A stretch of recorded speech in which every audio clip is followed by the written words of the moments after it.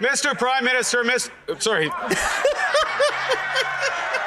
Quite the House session we've got here today. Welcome back to Moose and Loose. My name's David. Today, Mark Carney just absolutely humiliating himself. Multiple times. He tried to take some shots at Michael Barrett. He doesn't know anything about the guy. He gets completely destroyed. Then he humiliates himself. Mark Carney showing his lack of experience. It's also come out that Mark Carney's desperately trying to hide his conflicts of interest. There are a lot of them. Let's jump into this. Got this one from the National Post. Says survey finds 54% of Canadians said that they felt that there's too many immigrants coming to Canada.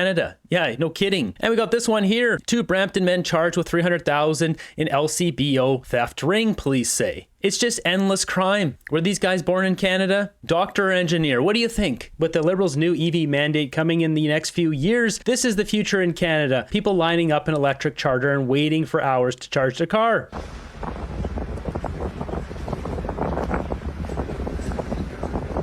Who's looking forward to this? Look at this. This is crazy. So some of these chargers are offline.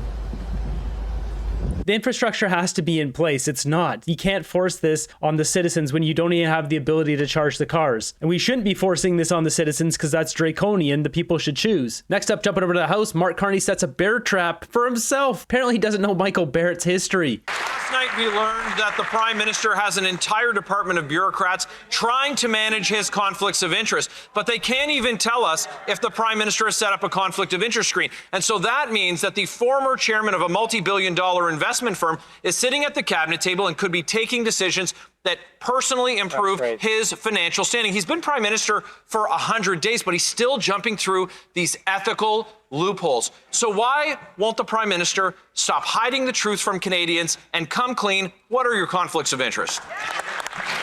Michael Barrett dropping the hammer here. This came out yesterday in committee. Conservative Shannon Stubbs posting this clip. The Liberals have admitted that Mark Carney has conflicts of interest. We knew this already, but they're finally admitting it. They slip it out here in committee. So just, is it safe to say that neither of the 3 ministers here responsible for the bill, and no accusation towards you in general, but neither of you are aware of or have seen or know about a concrete ethical screen in place for the Prime Minister? Okay, I'll just take that as a no. So let's now. So these things are properly done by the ethics commissioner and the deputy clerk. For the bill. Ms. Fox, did you want to respond to that? I just wanted to state quite clearly that at the Privy Council office, we are working very closely with the Prime Minister's office to manage all of the conflicts that he's declared, and that is operationalized within the communications between the Privy Council office and the Prime Minister's office, and that would be linked to anything, including this bill. Thank you. Straight from the Privy Council office there, Mark Carney has conflicts. We knew he has conflicts. I've been showing them for weeks now, months. He's got more conflicts of interest than probably every other politician in Parliament combined. Government serves themselves. The Liberals are self-serving. If you've been watching this channel for any length of time, you know what the conflicts of interest are. They're all listed here, Brookfield's companies. There's endless amounts of them. We're not going to go through all of them right now, but green jet fuel, carbon capture, train heat pumps, Schneider Electric, Shoals Technology Group, Enercare, heat pumps, all these packaging companies, green packaging. We've got green power for data centers. I have a whole data center video here. Mark Carney has more conflicts of interest than we can count. And I don't even have all of them on the board here. It's just a lot of work to map all of these. I mean, look at this. This just goes endless. From renewable power in India and USA, we've got rooftop solar in the UK, as well as renewable power in Australia and France. It's hard to keep track of all this stuff. So anything Carney does, you know, if he slips it out to one of these companies, nobody would think twice about it on a normal day. But when it's all mapped back to him and Brookfield here, it starts to make sense which contracts he'll be giving out here soon. And he knows he's in a tough position because we're all paying attention. Thank you, Mr. Speaker. Unlike member opposite, I'm proud of having experience in the private sector. I'm proud of having experience helping to build this country. I'm proud of having filed all my requirements in advance before required, including a screen for the conflict of interest. His weak answer. Mark Carney grew up in Northwest Territories in Edmonton. By the time he was 18, he was already out the door, went to Harvard, did his education abroad, worked around the world as a global banker, Goldman Sachs. He comes back to Canada for a couple of years as the governor of the Bank of Canada, goes over to the governor of Bank of England, and he talks about building Canada. He hasn't lived in Canada for the majority of his life. Well, unlike the Right Honourable Prime Minister, I'm proud to have served our country in the Canadian Armed Forces in uniform. There it is. Do some homework. This Prime Minister seems to do whatever he thinks he can get away with. He voted for the Liberals' ban on gas-powered cars, while Brookfield is heavily invested in the EV supply chain. We know that he used offshore tax havens in the Caribbean to avoid paying Canadian taxes. His own department won't even say if he set up conflicts of interest screens. So instead of maligning people who serve the country in uniform, why doesn't he stand up and come clean about his conflicts of interest? Michael Barrett destroying him. So for anyone who's new to the channel, he's talking about the catalytic funds here, this transition fund, $5 billion, hiding this money in the Cayman Islands, as well as this one in Bermuda has two funds, $15 billion Brookfield Global Transition Fund 1 and 2. This one's $10 billion, moving the Ontario Teachers Pension Plan money to Bermuda, helping Brookfield dodge $5.3 billion in taxes. And it's interesting, if you look into this report, the SICTAR report, Brookfield Bermuda's base is Canada's largest alternative asset manager dodging global taxes. Well, Brookfield was dodging some taxes, but once they brought in Mark Carney, he's the one who really ramped it up and helped them dodge $5.3 billion. In total, they dodged more than that, but it wasn't that much more. Mark Carney was the catalyst to speed that up and really enhance Brookfield's profits. So no wonder they wanted to place him as Prime Minister in Canada, because then they can be enriched by all of this. And they know Mark Carney's a smart guy, knows how to squeeze the system to do it. Mr. Prime Minister, sorry.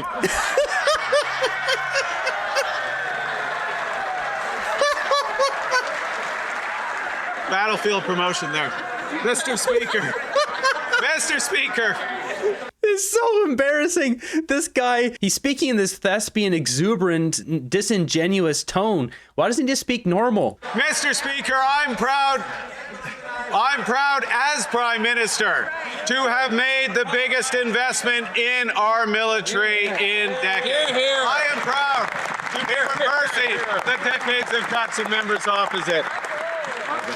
Yeah, he's trying to squirrel this one out. Man, he just embarrassed himself bad. First taking that shot at Michael Barrett, who served in the armed forces, military vet. Like, what a buffoon. Him trying to sell himself as someone who's served Canada more than Michael Barrett. Get out of here. So we got conservatives absolutely grilling Mark Carney on another lie. This one was his $825 of spendings per family per year. This Prime Minister is continuing the Trudeau tradition of breaking his promises and hiding from accountability. He refuses to table a spring budget while massively increasing government spending and keeping the parliamentary budgeting officer in the dark. And just like Trudeau, this guy can't even get a tax cut right. He promised $800, yet the average Canadian will only save $90 this year. Wow. Not even enough to get a hot chocolate from Tim Hortons weekly. So did this Prime Minister mislead Canadians during the election? Is he misleading them now, or both? Yeah.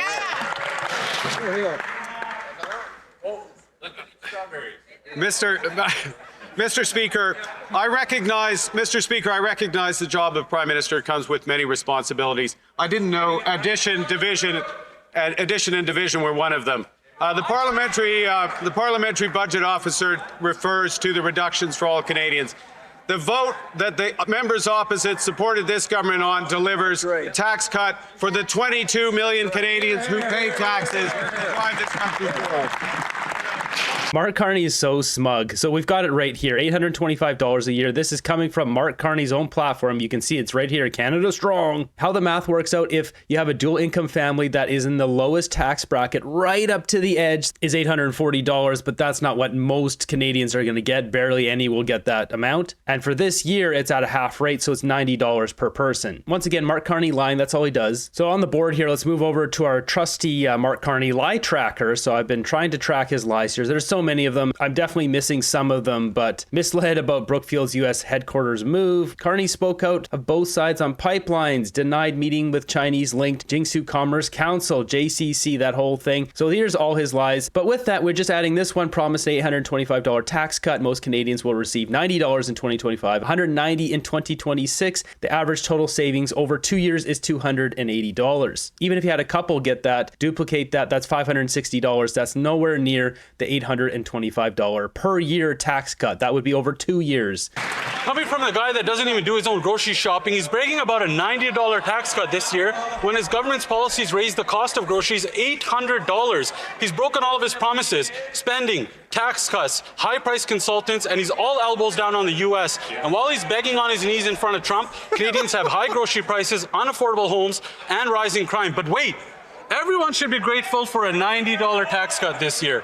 Why doesn't he just reverse his disastrous policies, drop a spring budget, and actually lower taxes for Canadians? Jazzraj just absolutely destroying Carney. Mr. Speaker, once again, a tax cut is a cut for those who pay taxes. 22 million Canadians pay taxes in this country. 86% of that tax cut goes to those in the first two tax brackets. When you have a two-earner family, the maximum tax cut is $840 a year. The members opposite think it's irrelevant. It's relevant for Canadians. It's building this economy. We're glad they voted for it. They just happen to have forgotten now.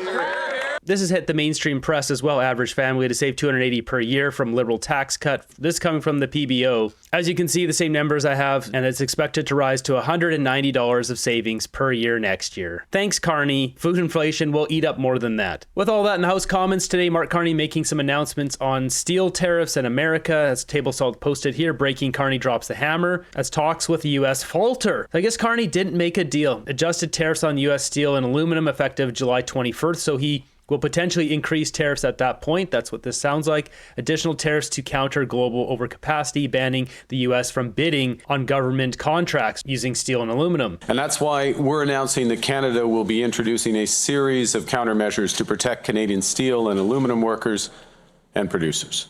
And there's several, and I'm going to list them.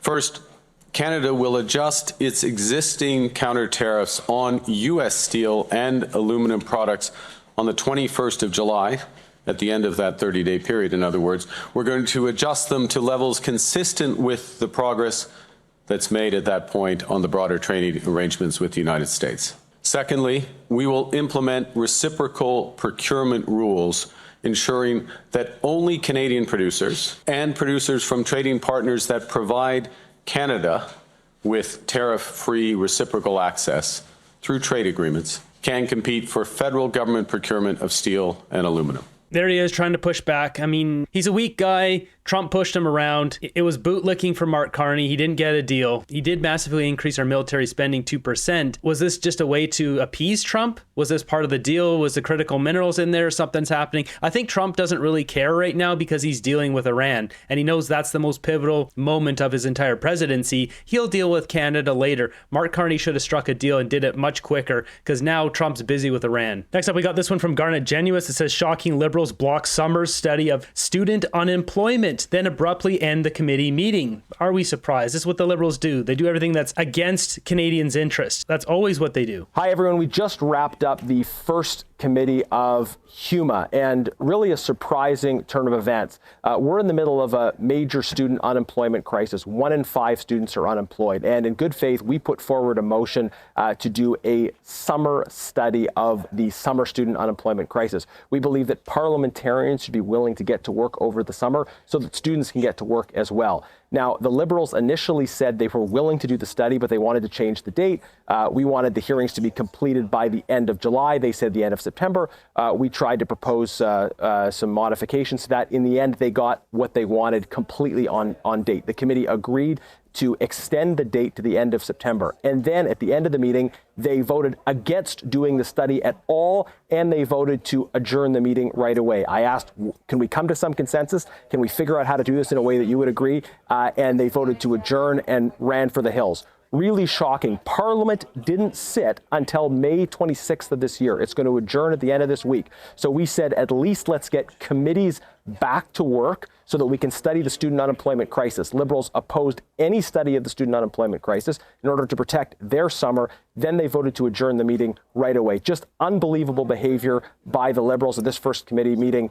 Clearly, the Carney Liberals are not at all concerned about the student unemployment crisis. They're not willing to study it, even on the timeline that they proposed. This is just the same old Liberal committee tactics of refusing to work collaboratively, refusing to study the big issues, and prioritizing their own time off over the work that needs to be done to help students. That's just it, prioritizing their own time off. They don't care about Canadians, they never have. This just goes to show the Conservatives are willing and wanting to work through the summer, the Liberals are not. Mark Carney helped Brookfield dodge $5.3 billion in taxes, yet Liberal voters seem to be fine with that. We don't need that money for hospitals, nurses, doctors, roads, infrastructure. No, let's let Brookfield have all that money. It's all the same crap, a bunch of liars and losers running our country. Why are you helping the Liberals ram through C5? They voted on the first reading, and then now they're trying to get them to change all the draconian stuff. What they're trying to do here is not block it so they don't look bad. They're helping the government build big infrastructure projects. They want the same powers too in government, but they're trying to get rid of the draconian stuff. So we'll see what happens with that. I understand the strategy, but if they support it all the way through and Carney gets his extra powers, then I won't understand that strategy.